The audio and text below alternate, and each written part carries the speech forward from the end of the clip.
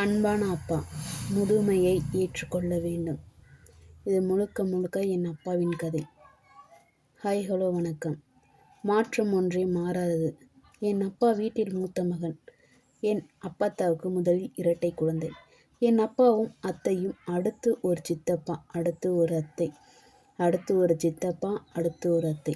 ஆக மொத்தம் 3 ஆண் பிள்ளை, 3 பெண் பிள்ளை.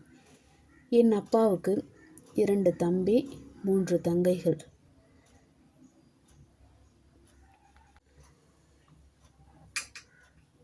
லட்சுமணன் என் அப்பா பெயர்.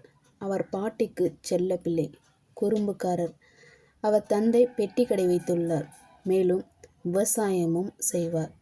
என் தந்தை நினைத்ததை செய்து விடுவார். மேலும் படிப்பு ஏறவில்லை. படிப்பில் ஆர்வமும் இல்லை. விவசாயம், ஆடு மேய்ப்பது, ஏறு ஓட்டுவது அவருக்கு மிகவும் பிடிக்கும்.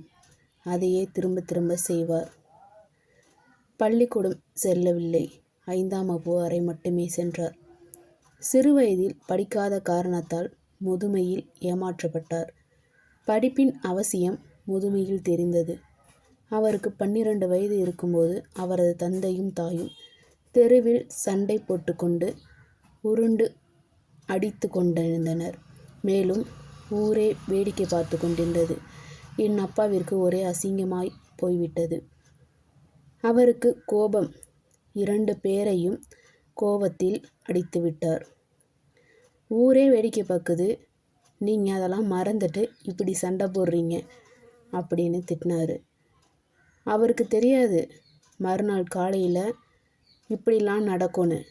தெரிஞ்சிருந்தா கண்டிப்பாக அவங்க அப்பாவை அடிச்சிருக்க மாட்டார். அப்படி என்ன நடந்துச்சு அப்படின்னு நீங்கள் நினைக்கலாம். நடக்கக்கூடாதது. அன்னைக்கு நைட்டு தான் எல்லாரும் சேர்ந்து உட்காந்து சாப்பிட்ருக்காங்க. சாப்பிட்டுட்டு தூங்கியிருக்காங்க. மறுநாள் காலையில் அவங்களோட அப்பா திண்ணையில் படுத்து தூங்கிட்டு இருக்காரு. எப்போதுமே அப்படி தூங்க மாட்டார். விடிய காலையில் எந்திரிச்சு குளிச்சுட்டு சாமி கும்பிடுவார். ஆனால் அன்னைக்கு எந்திரிக்கவே இல்லை.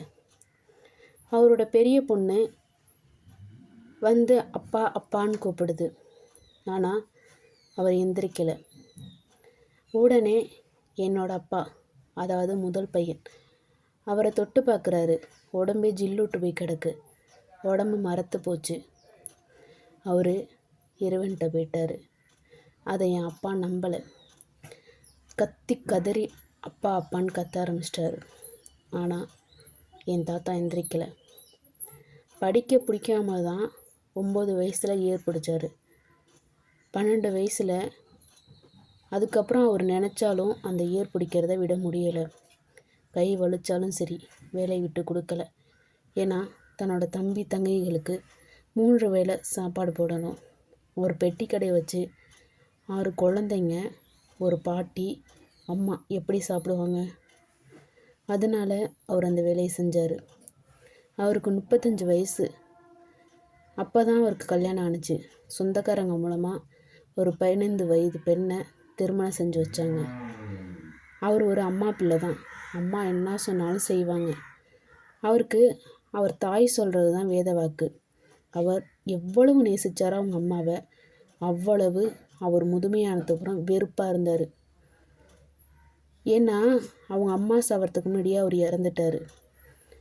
அவர் மனைவியும் சுத்தர படிக்கலை, ஆனால் அறிவு அதிகம், சேமிப்பில் கெட்டி.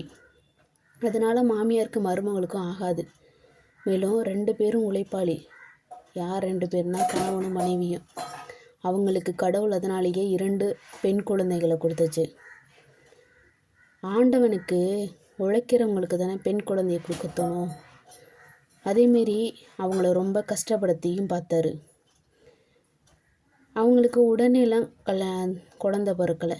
கல்யாணம் ஆகி உடனே மாசமாக தான் இருந்தாங்க.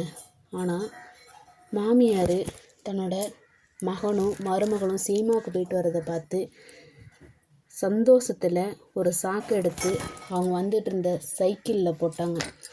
சைக்கிள் கீழே விழுந்து அந்த முதல் குழந்தை கலந்து விட்டு